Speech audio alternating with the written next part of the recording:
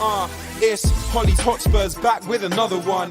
Chatting all things Tottenham, we're second to none. Special guests every time, if it's win, lose or draw. The passion is high like Harry Kane when he scores. Or when Lavish makes a world-class save. We got Hollie running the mid every game. Settle down, stick around, share your thoughts with the panel. And make sure you're subscribing to the channel. COYS.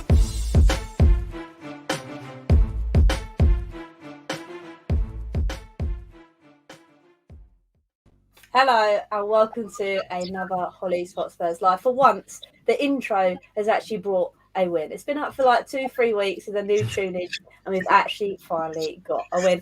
Happy days. And with me tonight to go over that win, I mean, it's mad to say we've won a game, but there we go. To go over it with me, we have two brilliant guests. First of all, I have the bun, otherwise known as Danny. Danny, how are you this evening?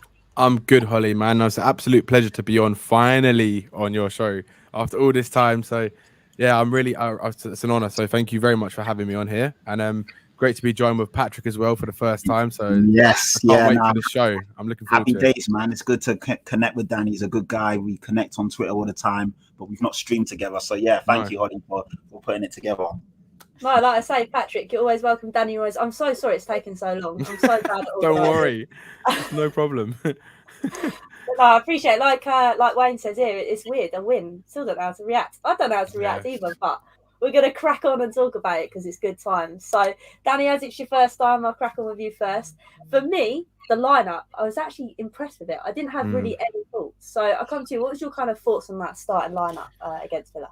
I was very happy with it. I mean, the best thing for me, what I liked about it was there was no Dele Alli. I think that was a pleasure to see him not in there because I think for the last couple of weeks he hasn't. Yeah, he's been running around, but I mean, I'm sorry, but the game against Lucas Moura FC, he was the captain that night, and he was one of the worst players on that pitch against a team that's got a lower UEFA coefficiency ranking than Wycombe Wanderers.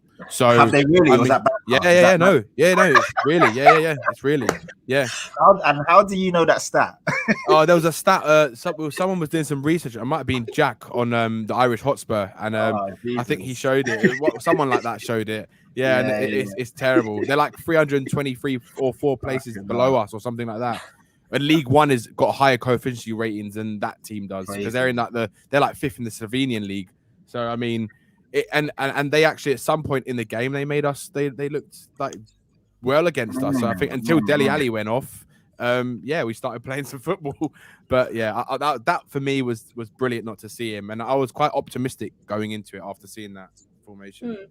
I think I was the same as well because I know last week, Patrick, we were kind of talking about Dele Alli and the fact that, okay, he might have this productivity off the ball, but he's not really doing anything on the ball because he slows the game down. So how happy were you with the starting lineup and more importantly, Dele Alli being dropped from the team, essentially? Yeah, it's a tough one because I've been riding for Dele Alli and, literally on my podcast on Views, they asked me when we got battered by Arsenal, the Arsenal boys were on to me about Dele. They said, are you still Dele in? Are you still this and that? And I was like, listen, I might have to readjust or reevaluate my thinking on it because, he's working hard. He's bulked up. He's in the gym. He's putting in a lot of the hard graft, like Danny's saying, but the productivity is not there. Every time he gets on the ball, he slows things down. He's holding on to the ball for too long.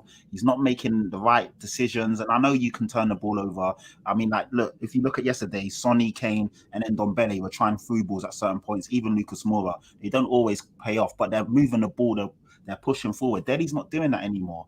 He seems every time he gets the ball, it seems to come back or it's unstuck. So, yeah, he didn't even get on the pitch yesterday. So that goes to show how far down the totem pole he's fallen.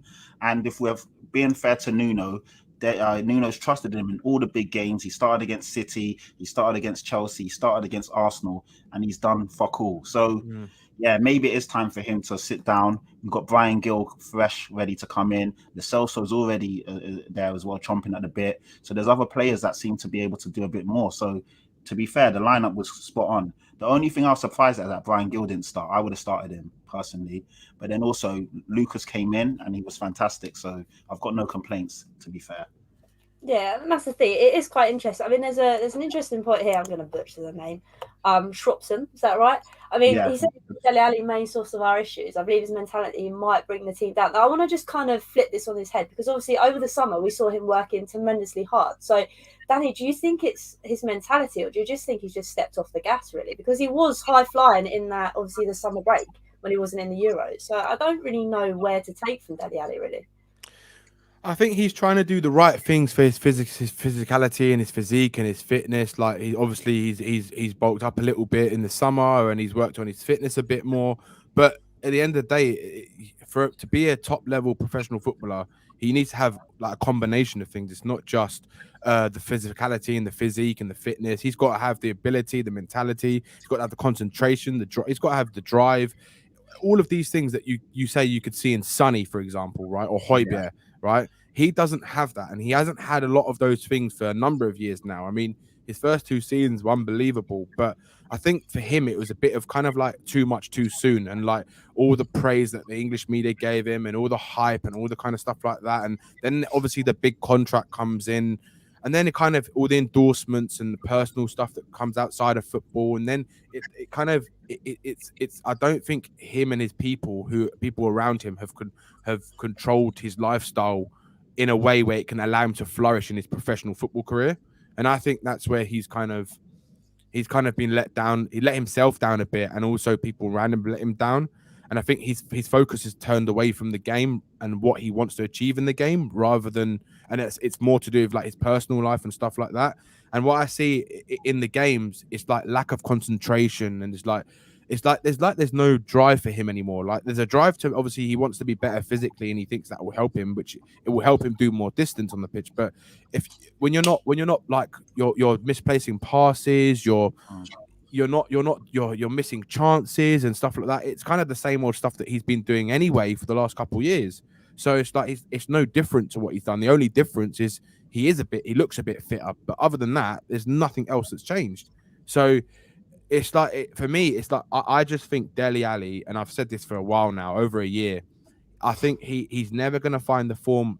I don't think we'll ever see the Dele Alli of old anywhere. Maybe if he goes to another club, but I just think regardless of that, he needs to go to a new environment, whether that's selling him or whether that's on loan. He needs to just get out of the club and go and play regular football at a different club, different environment, and then we'll see what happens. And then we'll see if and in a position as well, like where I think we all know he's not the most creative player, but he's like a second striker, runs into the box, those kind of stuff. And I think he needs to play in a team where he's going to have that kind of role, and then we see what happens. And if he can find form again, then like kind of like what Lingard did, you let him go on loan, get some sort of match time and experience and stuff like that in new environment, and see what he does. And if he still doesn't do it, then you know that he's never going to do it. And if he does, then Daniel Levy's got to win, because then his value goes up and you can sell him for a better fee. So in a way, it's a win-win, really. So for me, I'd rather send him on loan in January if we can. That's what I'd do. Yeah. I think Hollie, Hollie, can I just interject quickly and say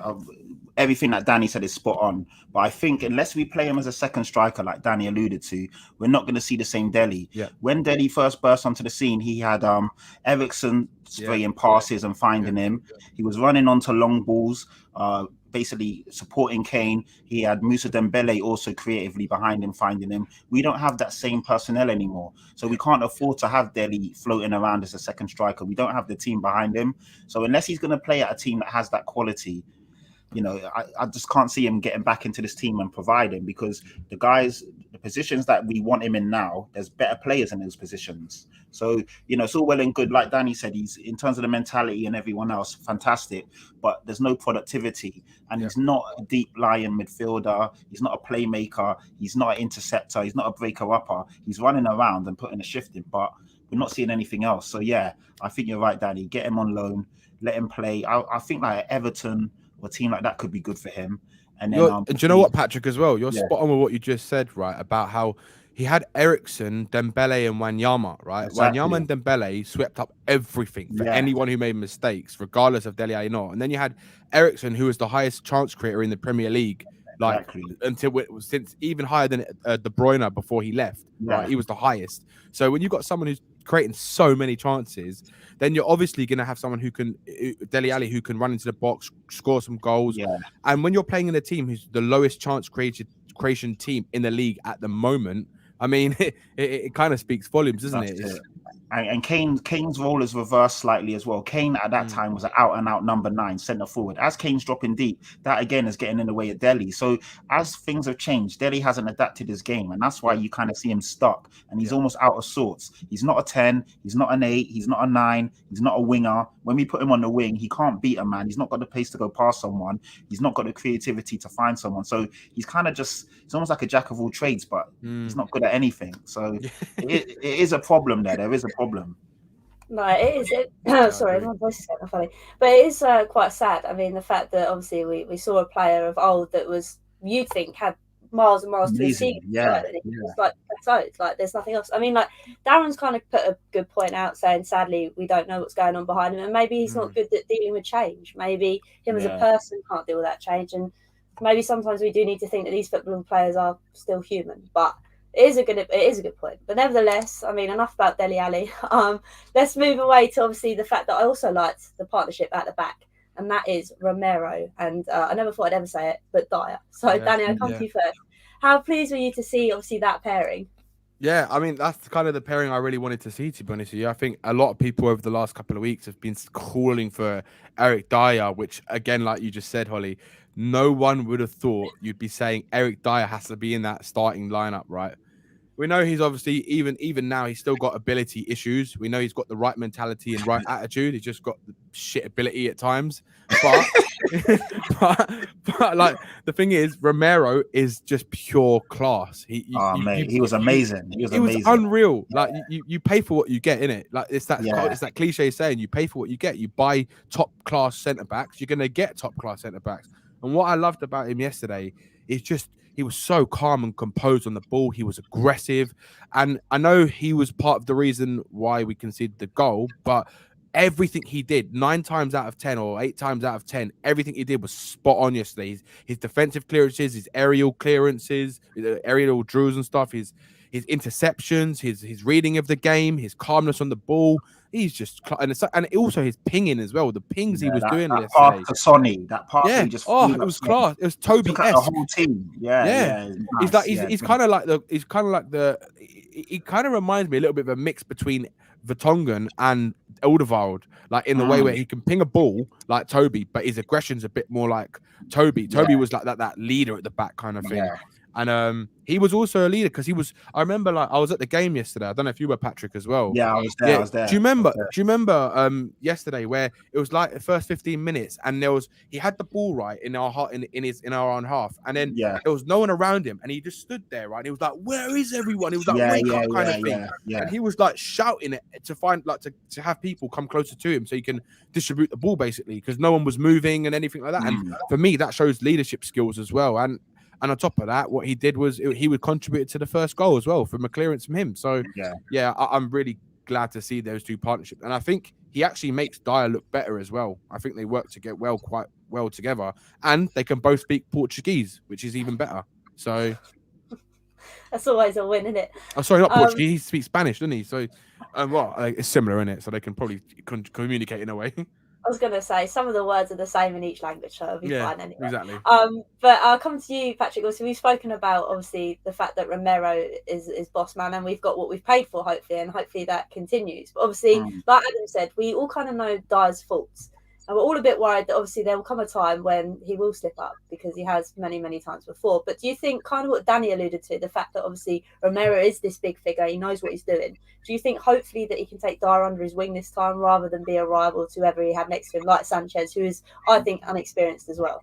Yeah, I think so. I think Romero's qualities and just his calmness on the ball, like Danny said, the way he reads the game, he makes Dier look better, because Dier just follows his lead and Dier just tucks in and follows wherever he was. But if you notice, Aston Villa, they're a tricky team, and they tried to target us. They tried to basically float the ball in and target us on either flank. But because Emerson on one side was reading the game so well and clearing it, and then you had Romero doing the same, they had no other options. And then they tried to play to feet and they couldn't get around Højbjerg and Skip. So they kind of came unstuck. Their plan A and plan B didn't work. But it's because the way we were reading the game and stopping their threats, it was great. So I do think that you will see a better Dier next to Romero.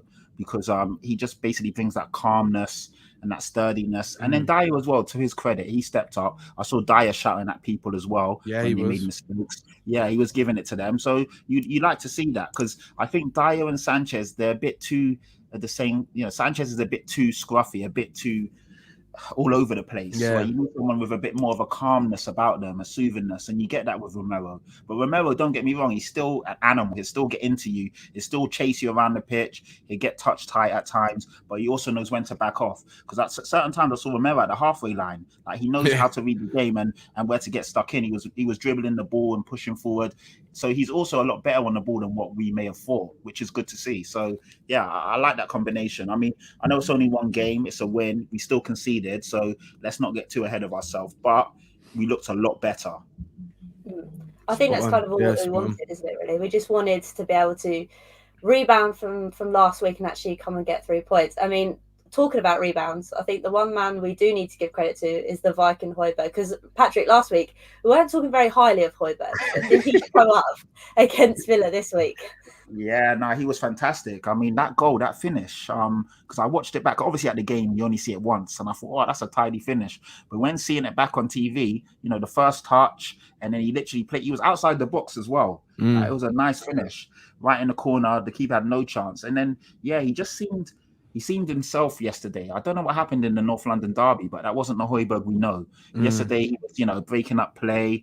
He's a smart, like, tricky customer as well. When he can't get to the player, but he knows he's good at doing the tactical fouls, almost like what you see Fernandinho do at Man City. So he knows when to foul, when not to. But yeah, his quality on the ball was good yesterday, driving forward as well, picking the pass. But no, he was fantastic. That's the Højbjerg that we love, and that's the Højbjerg that we want to see. And if he can start chipping in with a few goals and assists, fantastic, because we need to take the load off Sonny and Kane. Other guys need to chip in.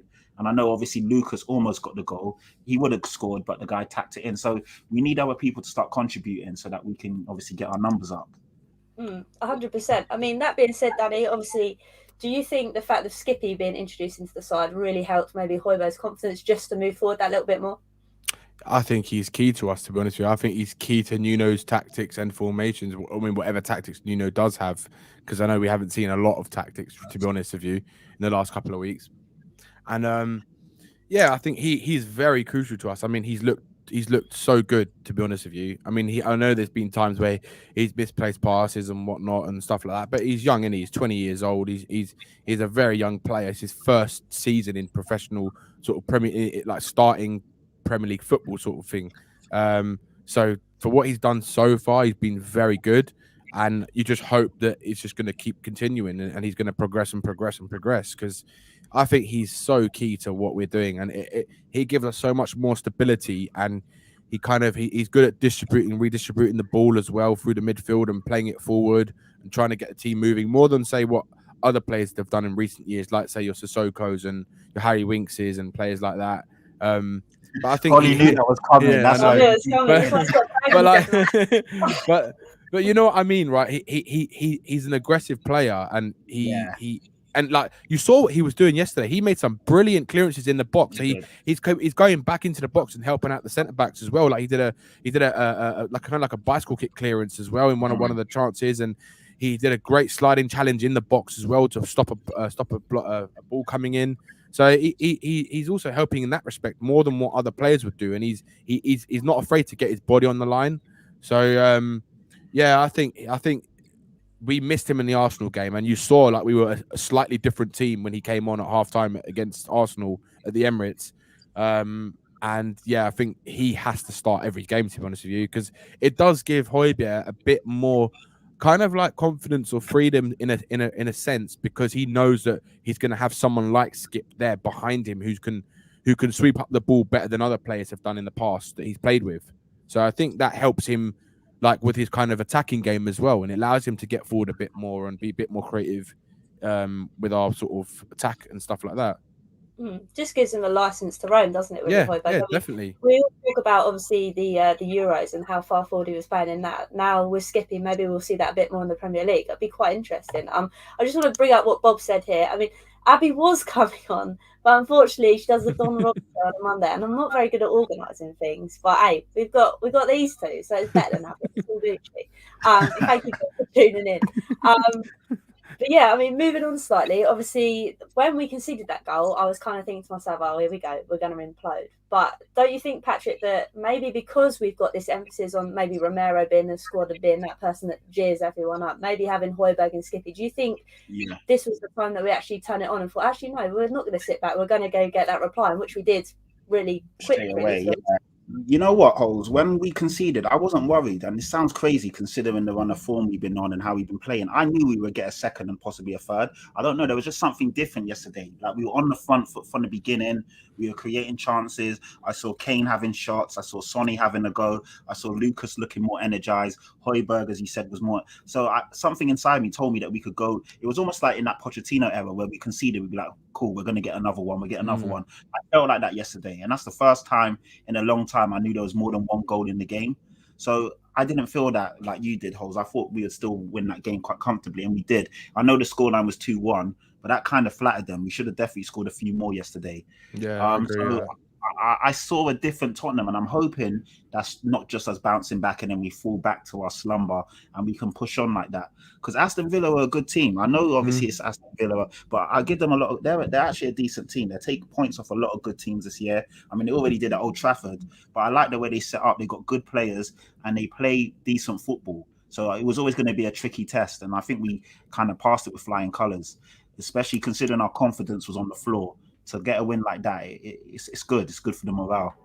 100%. I mean, the fact that I went and wrote a little thing on the Villa podcast thing online saying that we're going to lose 2-1 and we actually won 2-1. I think I should just do that more often, to be honest. But obviously that as well, Danny, I want to come to you because obviously when that goal was conceded and we came back, got that reply from, I'm going to say it was Lucas, because let's be honest, he deserves that goal just for getting into the box. So how over the moon were you, the fact that we saw Sonny being Sonny, putting that ball across the box, and Lucas, well, technically finding the end of it to put it in the back of the net? What, as in Lucas's performance, how I thought it was, or? Just kind of both of them. The fact that the way we just kind of managed to get that goal. I mean, it's more Sonny's brilliance because the way he took it down the line. Yeah, I mean, I think Sonny, obviously, everyone knows he had a man of match performance yesterday. I mean, if it wasn't for him, let's be real, we wouldn't have won that game. I mean, he was electric yesterday. He was Sonaldo yesterday. Like, he was just everywhere, all over the pitch. He was from like the first sort of, I don't know, 10 minutes. He was the only one really proper trying to actually make an impact in the game to try and change things. And it was brilliant to see Son in that kind of vein of form yesterday, because that is how we kind of become accustomed to know Son at his very best sort of thing. And obviously it was unfortunate he couldn't get a goal, but he didn't have his firing boots on yesterday, but he did have his creative boots on yesterday. So he was very helpful to how we kind of won that game yesterday. And I think as a team everyone played well yesterday. Lucas Moura played well, but again, I'm still not a fan of his on the right wing, because again yesterday what I saw, he kept coming central a lot. He was always drifting in centrally all the time. You'd see him in the central bit of midfield and you're like, he's supposed to be playing on the right wing. So he did kind of lack a little bit of width yesterday again, but I think that will change when Bergwijn comes back in. I mean, and Ndombele, it was one of those weird performances for him, because he was running a bit more than you normally see him, but everything he was doing, apart from that one turn he did where he beat two players with that one turn, went into the box and took a tame shot. Apart from that, he was pretty awful yesterday, to be honest with you. He was under hitting passes. His first touch was awful yesterday. And he's the only one who I would say, I mean, I'd probably say had a really bad game. And people haven't agreed with me, but I said this last night on Tommy's show. I think Kane had a pretty poor game, and I know he's been better. No way. Listen, let me explain. Right?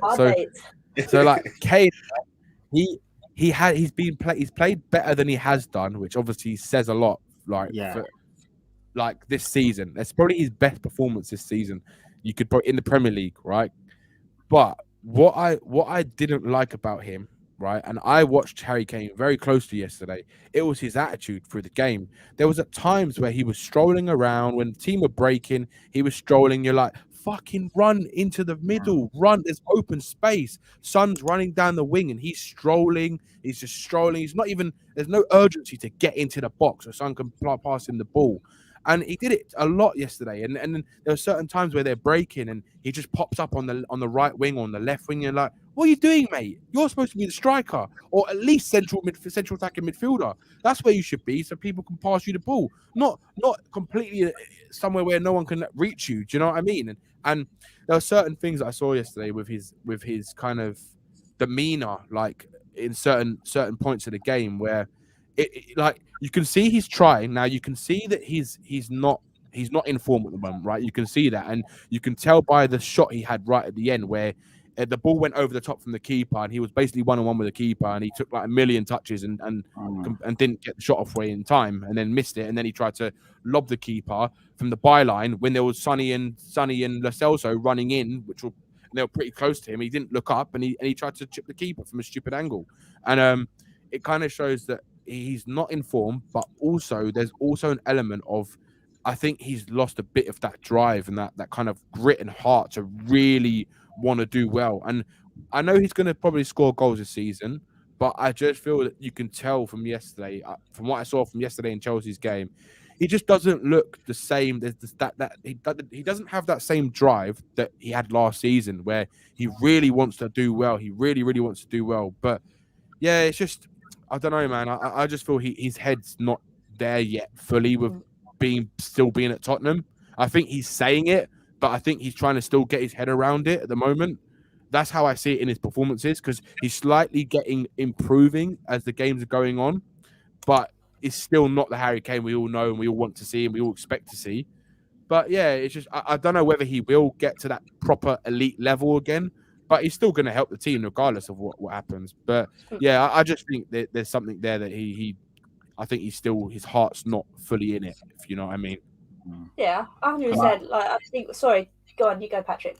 Yeah, no, I was going to say, I mean, I think sometimes we're overly harsh on Harry Kane and we're watching a bit too closely because we know what's happened and know where his head it might be at and blah. But I thought he had a good game yesterday. I know he didn't score. I know Danny 100% when he was 1-on-1 with the keeper and then the shot rebounded, he should have played in Son or Lo Celso. They were pissed. They were screaming at him like, why didn't they? Had literally a tap in and he tried to shoot from an awkward angle and try and chip the keeper. That was awful. That was so selfish. And even afterwards, Sonny looked at him and he kind of looked away. He didn't even want to look at him because he knew how bad that was. And it's that's a player hungry and desperate for a goal. They're so desperate that they would actually not play in someone in a better position to then score the goal. But exactly, we're seeing a comment from Darren here and other people saying he starts slow. I agree, he does start slow, but we can also be honest. He's not been at, even when he starts slow, he's better than this. Yeah, but 100%. Yeah, exactly. And you know, it is Patrick as well. It's when I saw him. I think you were at the Chelsea game as well, and if you remember what he was like in that game, he was kind of anonymous a lot of the time in that game. Missing. Yeah, he was. And then if you look at the North London derby, it's that, I know we've all probably seen it, that clip where Son is going up to Hollie and Kane and the players trying to G them up, and Kane's just walking away doesn't really give a shit. Exactly. He's like, he doesn't care. And a Kane whose his heart's purely at Tottenham, right? He's 100% Tottenham. He would be like, come on, boys, this is a North London derby sort of thing. I mean, this is someone who's supposed to support Spurs as a kid, who's come through our ranks as an 11-year-old. He knows what it means to be in a North London derby, and a performance like that. I mean, is it the fact in his head where he's kind of thinking like, oh, I know this team's not good enough to be there, why should I bother? Or is it that I can't be bothered? Or is it that he's just still kind of sulking a little bit? But look, we all know Harry Kane is going to score goals this season regardless, right? He's going to get 15 goals minimum, no matter what, right? But all I'm saying is I just don't know if we're going to see that same sort of 100% sort of drive and determination and grit that we expect from Harry Kane this season, just because it all depends on whether he can turn it in his head to really focus on Tottenham, because he doesn't look 100% focused. Like, you can see he's trying, right? Like yesterday, it's the most you've seen him try all season, right? He had a couple shots off. He did a few good passes, a couple good tackles. He was headering the ball a bit more, trying to bring the ball under control from goal kicks and stuff. And he was doing that a lot more yesterday. But it's still, there was just something there that just, it's that lack of concentration. And whether that's from his focus on the game or whatever, we'll see what happens. But yeah, look, he's going to score goals, but I'm just not sure about where he's You know what? at. Let me just flip it this way then. Yeah, Let's look at it from another way. If we didn't know anything about the media and we didn't know Harry Kane wanted to leave and all of this and that, if you saw Harry Kane play yesterday, you would have just thought he had an okay game and that was it. So for me, I think he just had a good game. He had a decent game. He didn't get on the score sheet. He didn't create anything. But I thought, like you said, he was running hard. He was pressing from the front. He was a bit more creative. He was taking shots on. He was getting people involved. His hold-up play was good. He was putting himself about, getting tackled. So I thought he had a good game, and it was the Kane of old. It's just that he didn't have any, he didn't get on the score sheet, or there was nothing in terms of stats or numbers. But when I'm watching him, he looked interested. He looked hungry. He looked on it again. It's just that it didn't pan out in the end. So I think it's a bit harsh when people are getting onto him. I think he had a good game yesterday, and hopefully if he takes that kind of form into the next games, he will score. And he will be the Harry Kane we know. I think it's got to the stage now where he's like, fuck it, I'm here. I know I've got to be here till at least, January. Let me just get on with it. Because I saw Harry Kane yesterday. It looked like he wanted to be there and play. Where in the other games, he was almost sulking and almost like, I don't want to be there. But I saw both yesterday, Patrick. I saw like the times that he was trying and stuff, and other times he just looked uninterested. For me, it was mainly when we were breaking. And when he wasn't near the box, his lack of desire to try and get into a position where someone could pass him the ball in a dangerous position. Yeah. And it's like, it was certain occasions where it's like, come on, man, you're Harry Kane. You know where you should be when the team's breaking. Yeah. Like, you should be in that position where Son can play you the ball and you can have a shot off. And he did it quite a few times where he lacked that kind of urgency to be in that position or to get there. Like, for example, right, that Emerson cross where he crossed it into the box and Harry Kane didn't put a foot out for it. I don't know if you guys remember it, but Emerson put a cross into the box and it was a very good cross, but it kind of just fizzed past Harry Kane. It just went past him. But he didn't even try to put his leg out. If he tried to put his leg out, he could have touched it. He might have gone off, but it was the lack of not even bothering to try. And that's what I saw a little bit of yesterday. But it was a bit of a weird performance from him. But like you said, it's probably the best performance we've seen from this season, which is also telling. It's telling. Do you know what I mean? But let's just hope with him, he's going to start getting picking more up into it. And that's what we hope. And maybe when he starts scoring goals, he gets that kind of feeling again of scoring a goal in the Premier League. And then he gets that his drive and motivation from that feeling. And that's what you hope. Yeah, it is an interesting conversation because you are true. I think that he is battling something in his head, and I think he's been doing that for a very long time. The missed opportunity that City were after him, and then they dropped him like a sack of flies, basically. And then the fact that, I'm still here. I've probably annoyed a few players because of what I've done, this, that, and the other. I've annoyed the fans. So he's probably kind of battling himself. I mean, I know Lewis personally, and he said that from a neutral, I'm going to get this wrong, but he is from Portsmouth, so I'm assuming he is a Portsmouth fan. I probably got that really wrong now. But he's saying that he doesn't look himself, and I think we've all admitted that. We all admit that he hasn't been himself. But like you've both alluded to tonight, like, it's probably the best game he has had in a long while. I mean, Cookie as well, Tottenham feed, big up, thank you for watching, has also said, is the international break a good timing for Kane? Now, I think it will possibly, I'll throw it to you guys as well, and I'll come to you first, Danny. I think for Harry Kane, it possibly will be, because he'll be playing in a team of players where he should potentially be playing that striker role. So he should have no excuse to come back, hang out wide, or this, that, and the other. But I think for Tottenham, it's another story. So, Danny, I'll come to you first. Do you think the international break is a good thing for Kane? Do you know what? I don't know. It's hard to say. I think international breaks, as for Spurs in general, are always shit. Like, we always have bad luck when it comes to international breaks. And it's like, whenever we start hitting a bit of form or we win a game and we need the next one to come along so we can try do the same again, we kind of get an international break and it kind of fucks up our kind of rhythm or momentum, like the little bit that we built up. So if I'm honest, it's probably for Spurs, it's probably a bad timing, I think, because I just think that he probably would have wanted to get onto that next Premier League game to try and make it right and try and put a ball in the back of the net to get that feeling back. And then I know he could go to England and score a goal or two, but it's not the same when you're playing with different players and you're playing in the Premier League. It's just not the same. So yeah, it's a bit of a frustrating one, if I'm honest. And especially with this season, we've got so many international breaks. So look, as long as he doesn't get injured, I'm happy. Because if he gets injured, then I think it's a big problem because we've already got some injuries and we're waiting for Bergwijn to come back. And I think we've missed him So I know Son's brilliant, but I just wouldn't want him starting up front because I think over an extended period of games, I don't think he's good enough to be that lone striker. Yeah. I think certain teams he is, but certain teams no. And yeah, it is interesting. That's the thing. I don't like the idea of playing someone that isn't a striker in a striker position because it's just Sonny can do a job, it's just alien. It's not natural. Yeah. Well, he's the best left winger in the Premier League, isn't he? He's better than him, in my opinion. When you take him out there, you lose a bit of that magic. Like you saw yesterday, when he can face someone up and Sonny is so two-footed, you don't know which way he's going to go. When he drops his shoulder, he can go left, go right. He can hit it with either foot. When he's playing centrally, you try and pinging the ball, he's getting bullied. He's not that strong to hold the ball up and do the other things that a centre forward should do. And I think that's where we missed the trick. We needed another striker, just anyone half decent, even if it's someone like Shane Long, just someone that we know can play as second fiddle striker when we need it. So we don't have to put Sonny or Moro or Bergerac in the middle. You can't put Dane Scarlett there. He's too young, and you don't want to batter the kid's confidence because he already had a decentish game in the Conference League, and already you see people getting onto him. He's a kid. It's going to take him time, but at the moment we don't have the time to give him because we don't have a second striker. So he's getting thrown in games where he shouldn't really be getting thrown in.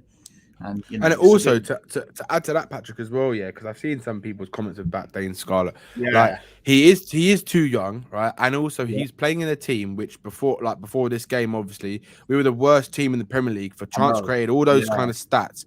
So how do people or fans expect Dane Scarlett, a 17-year-old, to kind of score goals when no one's giving him the ball? We have like 2 chances a game. I mean, what do people expect? We don't have like Ericsson in our team. If we had Ericsson in our team and some or Dembele, do you know what I mean? Like he actually might get some chances and he might score some goals.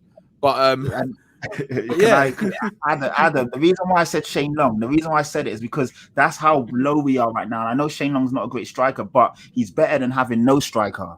So that was my whole point, because it's criminal that we didn't get a decent backup striker. I mean, last year we had Carlos Vinicius and we had Gareth Bale. This year we've got neither of them. So there's a massive gap there.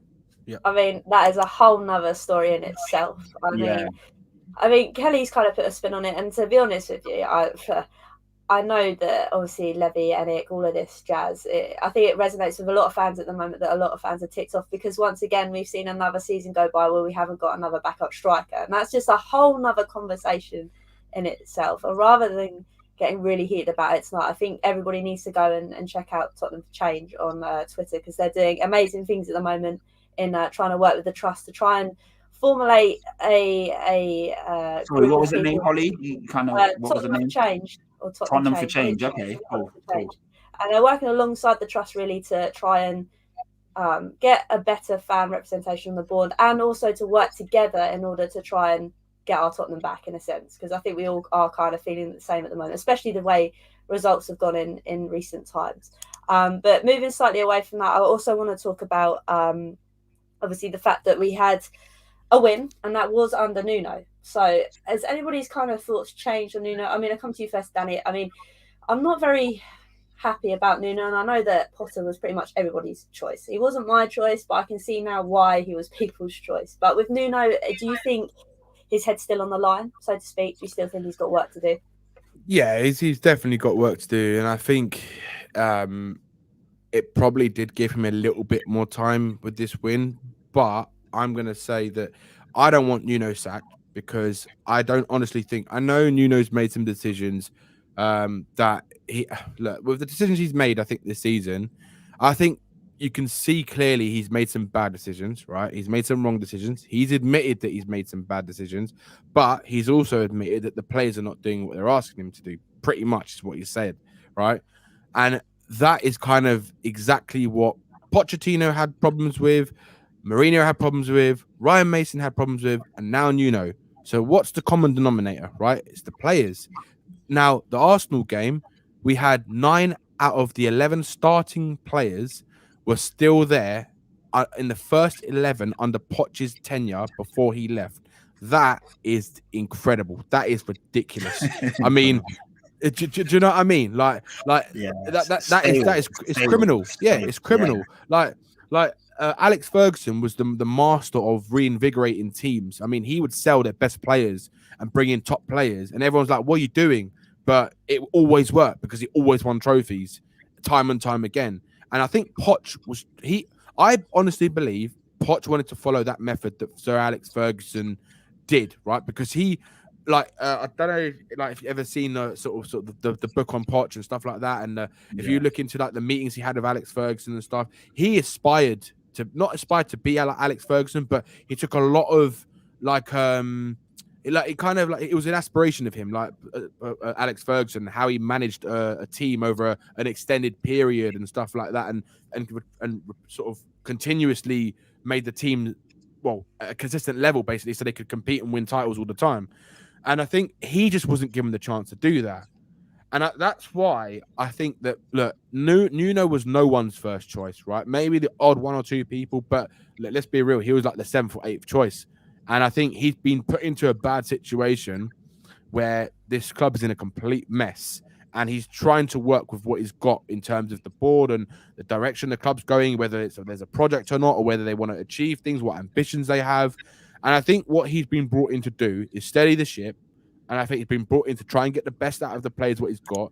And hopefully now we've got Paratici, maybe that they can work together with the board and stuff like that and try and get in the players and get rid of the players that they think's not good enough, which are the players that we've known about for the last sort of few years. Like, there's so many of them that need to go still. And until they all go, we're going to kind of be in this kind of limbo cycle situation where we're floating above 7th, 8th, 6th, that kind of thing, until like the Dele Allis, the Harry Winkses, the Davises, the Diers, even Dier to an extent, Sanchez, all these players, they all got to go. They all have to, because they're part of the kind of period where we went so high and we came so close but failed, and that still sits with players. And we need players who have got a new motivation, a new drive. They all need new environments to have new challenges, because to motivate them to try and get them to that level they were before, it's impossible, because they've been there and they know that it's so hard to get back to that. Do you really think players can really do that again to themselves to get them that kind of motivated to get there? No way. But look, Nuno, I don't want him sacked. I just want him backed, and hopefully he's starting to see the players he can trust. And I think Dele Alli is a big one. I think he's starting to realize maybe he can't trust him. So I know you like him, Patrick. Look.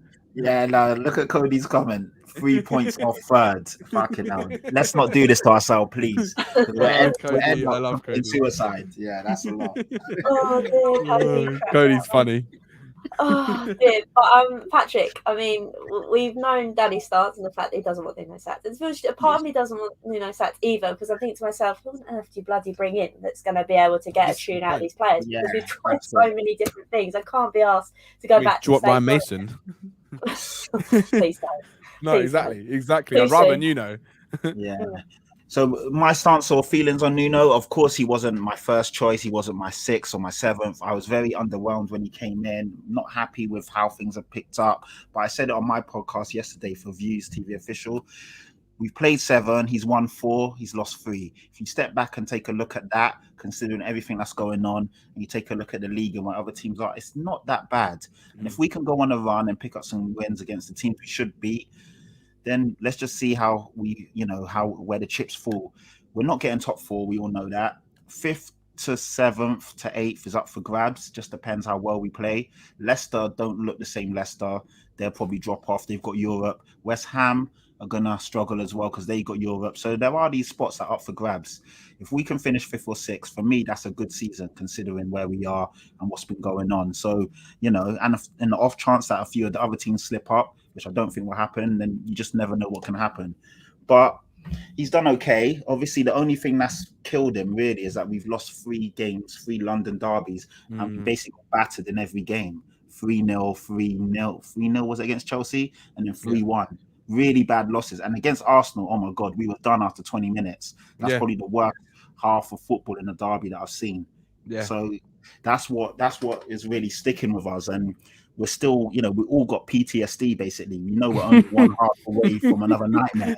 It's true, though. It's true though, isn't it? Like, after those performances, I'm still nervous. I just don't know what we're gonna get.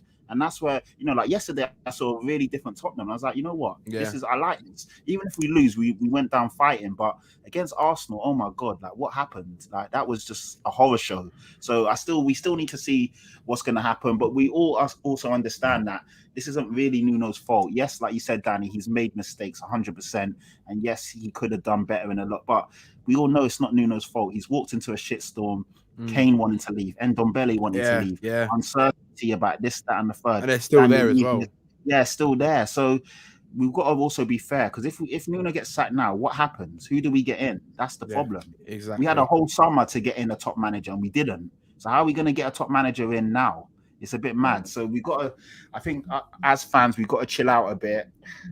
You know, I mean, none of us, if we're being honest, none of us are happy with Nuno, but we just kind of got to accept it for now and see what happens. I saw something today saying that if Nuno doesn't get top 6, we can get rid of him with no compensation. So it seems like there's already these clauses in place. He's only got a 2-year contract. That doesn't surprise me. That's like a Daniel Levy masterclass deal, isn't it? According to him, anyway. Someone over in Paris is also on a 2-year contract, wink, wink. So it's kind of like yeah, exactly. Yeah, it's true though. It's true. That's the thing. It's all. Do you know what's funny? Do you know what's quite funny? If you look at the stats, right, and then look at the point tally, that after 7 games in Poch's first season and Nuno's first season, we've actually got more points this season than we did in Poch's first season, and that's what people forget. I know we've had the stats that we've been the worst creation, the worst created chances, and worst everything, basically, all the fucking stats.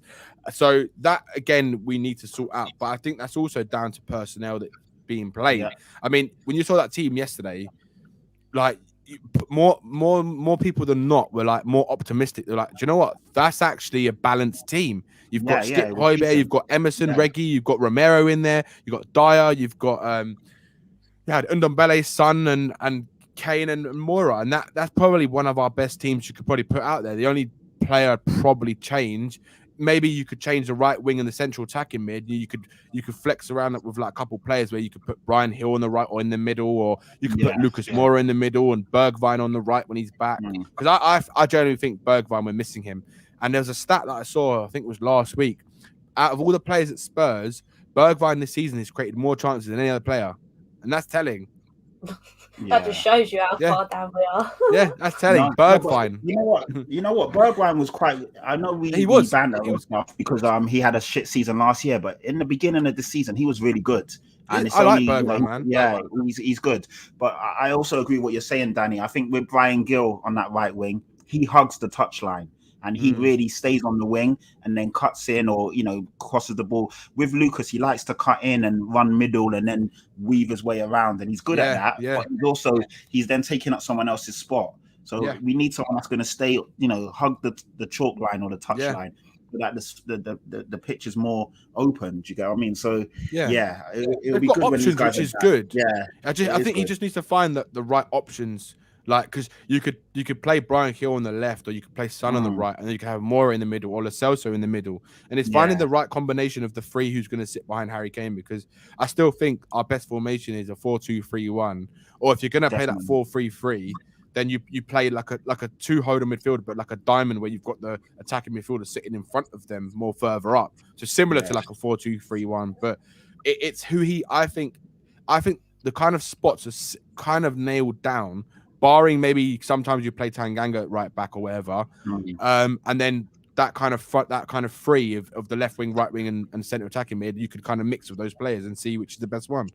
And I think that's where he's trying to find his best team. And I think, I know I've banged on about it, but Dele Alli, he shouldn't be in this team. He should not be in this team. No, he shouldn't. He'll be starting in the Europa League conference, and then maybe if he has a great game, he might find his way in the starting 11 if someone's injured or someone needs rotation. But he shouldn't be on the starting lineup now. We've seen him in 6 games, and he hasn't really done anything. I know he scored a penalty in the second game, was it? But I think it was, Yeah. But other that's than it, that, really. And a penalty against Lucas Moura FC, and that was it. love this. Dele is the egg. Like nicking words from my mouth, basically. But moving away slightly, I just want to quickly touch on Newcastle. I know we've got like this international break, this, that, and the other. I mean, praying that all of our players stay fit. I'll start with you, Danny. What's kind of your predictions for that Newcastle game? What are your kind of thoughts and feelings going into it after this win against Villa? Look, as long as it's hard to say because we could turn up like we did against Villa yesterday at Newcastle and we could give them a game. Whether or not we win or not, it's a different story, but we could give them a game and actually compete with them. Or we could go like Patrick said earlier, we could go back to that kind of that feeling sorry for ourselves, Tottenham, and just completely no lack of effort and desire and just the heads down and everything like that. And it also does depend on injuries as well. We have to wait and see because obviously the last international break was an absolute joke. I mean, half our team was dismantled in that last international break because of the coronavirus and the injuries and whatnot. So I'm just praying this time around we have no injuries. And then if not, and we get the team kind of fully fit, because Bergwijn should be back then as well. So maybe he'll be back on the bench. Maybe he might be fit enough to start. I'd expect us to. What I'd expect is just give the same attitude as they gave against Villa. That's all I'd expect. I don't know whether we'll win or not because Newcastle are one of our bogey teams. I mean, we've got so many of them. For God's sake, only Tottenham have so many bogey teams. You know what I mean? I swear, only Tottenham have got like so many. Half the Premier Leagues are bogey teams. I mean, but look, I just want to see attitude, the right attitude, and that's all I'm asking for. That's all I'd expect. That just says it all. That we just want a bit of fight.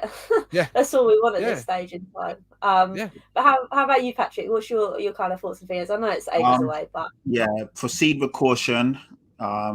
Step on the pitch with the same mentality that we did today. Let's not get ahead. Yesterday, sorry. Let's not get ahead of ourselves. I think we're going to beat them. Quite to be honest, I think we're going to batter them. That's just my feeling. I'd love to batter them. You going for a Kev special? Yeah, that's a bit optimistic. 5-1, but I do think we'll win quite comfortably. Probably 3-0 or 3-1. I'm hoping that we see the same kind of team we saw. Yeah, 3-1 seems realistic. If we keep to the same kind of team sheet as we had yesterday, I think that's more than doable. But like I said, just proceed with caution. Just respect them. Don't get ahead of ourselves. Go out and get the first goal, second goal, and then take it from there.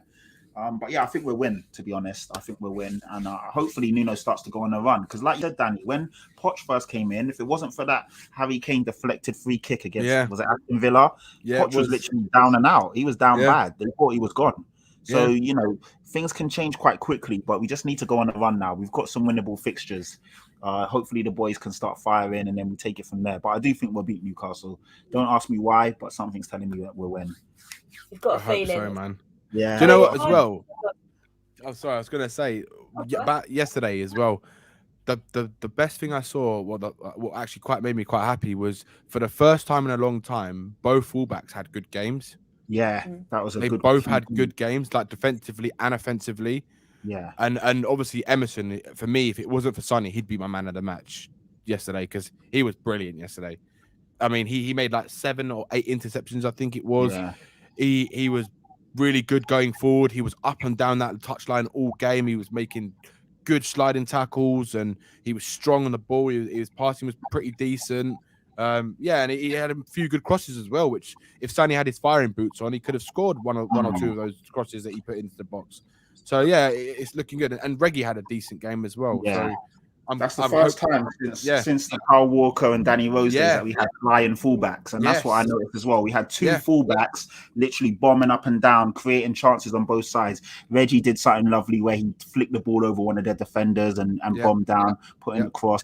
Emerson was doing the same. I really liked the Brazilian combination between Lucas and Emerson. And almost like Lucas was walking him through at certain times and helping him out. I thought that was quite commendable of Lucas. Yeah. But yeah, both fullbacks had great games. And you can see the difference, how much balance that adds to the team. Yeah, and the fullbacks also become attacking threats. Because Tanganga, don't get me wrong, as much as I love him as a defender and how aggressive he is and how good he is defensively, going forward, he's not there yet because that's not his role. He's a centre-back by trade. So he doesn't really know how to bomb up and down and put in that cross.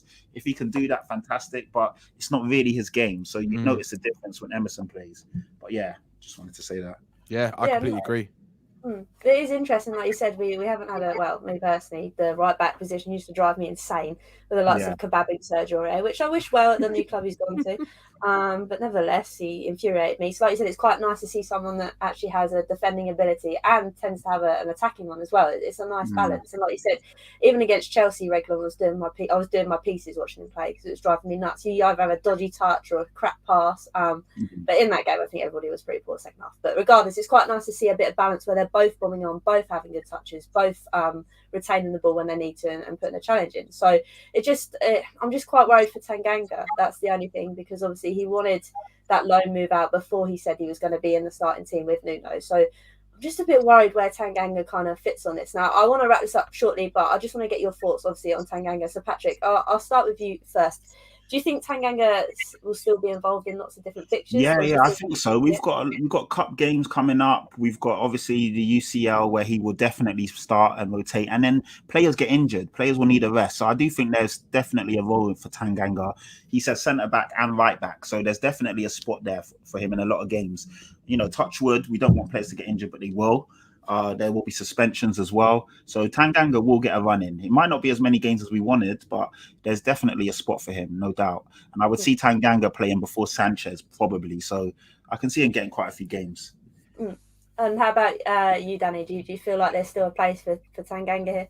Oh, yeah, definitely. I think the right back spot is between him and, if I'm honest, between him and Emerson. And I think Doherty's going to be used until Nuno finally sees the light where he's like, do you know what? I really can't use him anymore. And then he'll use Tanganga in the cup games and the Conference League and stuff like that. Because I think that's Doherty's league right now, as a Conference League. He's pretty much started most of the games in that league. And yeah, I think Tanganga will get a lot of games. I think he'll get games at right back, left back as well. And I think he'll get games at centre back because he does a job. He does a job anywhere, and especially at wing backs, he does a decent job.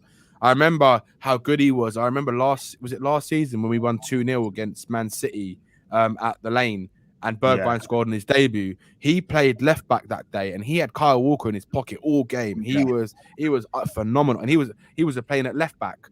And I can't remember if it was Bernardo Silva as well. He had both of them in their back pocket, and he was brilliant. So like he can play consistently good along that line, and I just think that he might get less chances at centre back. But it all depends on whether Nuno, if he decides to go to a back three, because I think he would be phenomenal in a back three. I think him, Romero and Dier, or him, Romero and maybe Rodon or someone like that in a back three could be pretty good. So it all depends. Yeah, that's it. Yeah, like Cody said, in a back three, him at right centre back would be pretty good. The only thing is, we lose a player in the middle there, though. That's the problem. We do.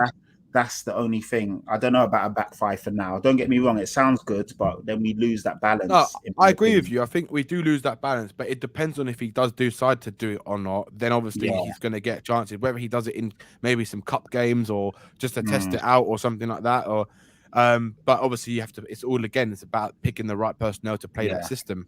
Because if he's going to play like five at the back, then he's going to need certain players to do the attacking work. And obviously the wing backs expected to bomb up more, to be more like wingers. So yeah, we'll see. But he'll definitely get chances for sure. And that's the thing. I think because obviously he was talking about that loan move, and then Nuno was like, actually no, I'm gonna play you at right back. So I don't know whether there's a bit of confliction now. I hope not, because like we say, I think Tanganga is one of these players. I know it's cliche, and I know with the likes of Harry Winks, I shouldn't say it, but he is Tottenham born and bred, isn't he?